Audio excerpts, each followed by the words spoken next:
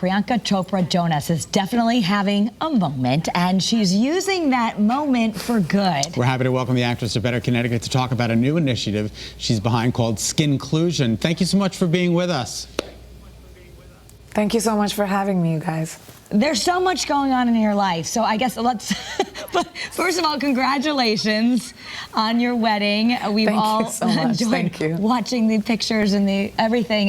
What an amazing wedding. But as you could really do anything right now, and you've chosen to align with this brand. Tell us why Skinclusion is so important to you. It's very personal to me because I feel like there's such a conversation around the need for diversity and inclusion. Everyone's talking about it. I'm sure you guys have done segments of it. But what are we really doing about it? Like, what is the change that has happened? What is the change that you see?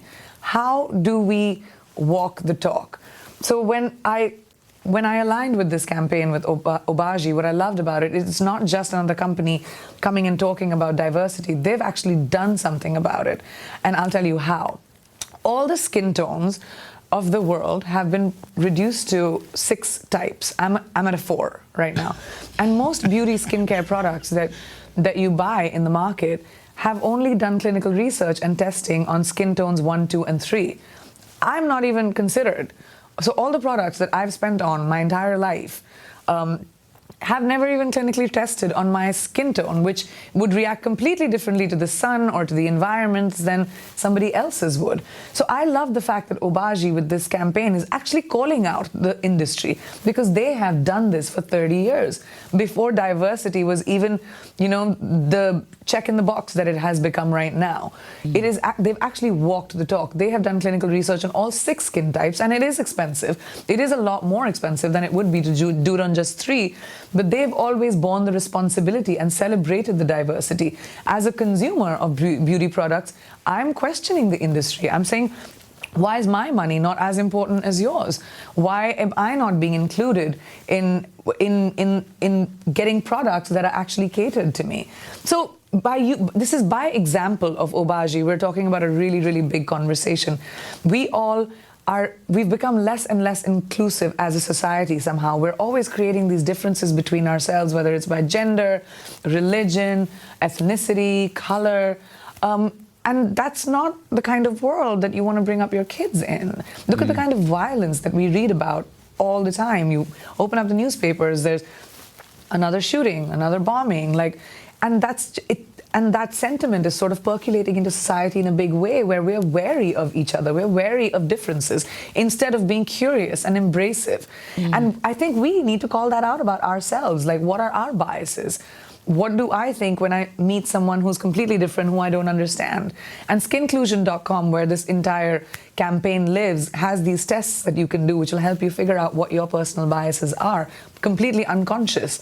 And every time that anyone uses hashtag Skinclusion, Obagi is donating $1 to support organizations that are actually doing so much work when it comes to diversity and inclusion around the world. We're at least talking about it here in America. There are parts of the world that it's not even a conversation or even a need or a requirement.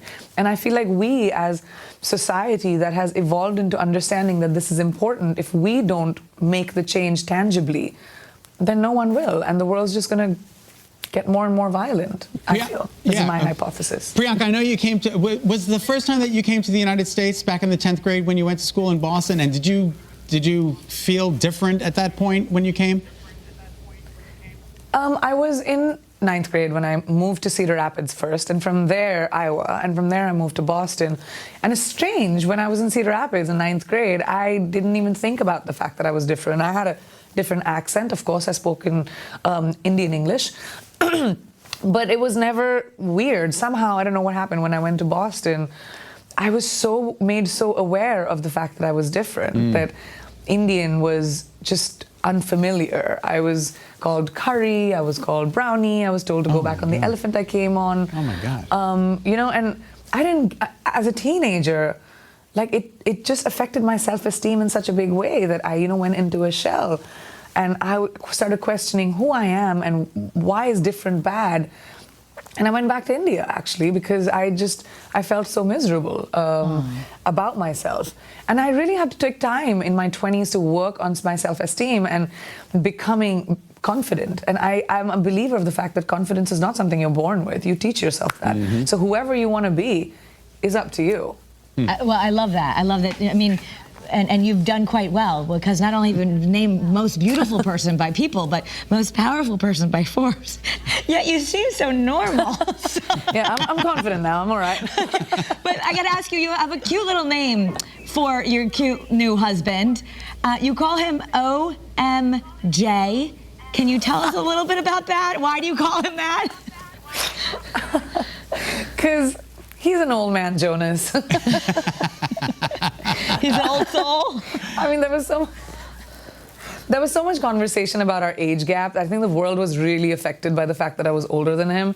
Then I just found it so funny that the one who's older in the relationship is really old man Jonas. Like, he's one of those refined, like, you know, wisdom-giving, refined people, whereas I am like a toddler. So I just found that really, really funny, and started calling him OMJ, which is very true. You won Miss World, and you said it changed your life in a minute. Would you recommend the pageant system for other young ladies at this time? Well, the kind of pageant that I went to, yes, I would recommend it. The kind of pageant environment that happens in the US, no, I wouldn't, because I was Miss World. The theme of Miss World is a woman with substance. I was taught and made to focus on my oration, to be able to speak to dignitaries and heads of states, to be able to not only focus on my beauty, but focus on the substance that I have as a woman. And that was inculcated in me, whether it was Miss India or Miss World. And I feel like and that changed my life.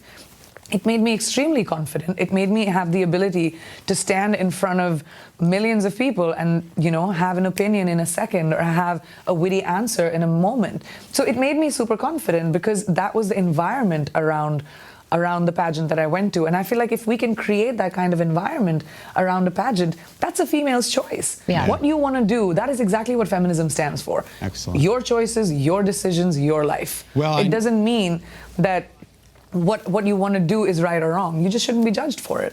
I know you're from India, but you are certainly American royalty. Congratulations on all of your accomplishments. Thank you so much. The only thing I would like to say is go to skinclusion.com, you know, learn more about the conversation around diversity. Use hashtag skinclusion so that Obaji can donate $1 every time you use that hashtag to organizations that are supporting diversity and inclusion. You can do so much. We as people need to be able to recognize that. Thank you so much. Thank you so much, Priyanka. Have a great day.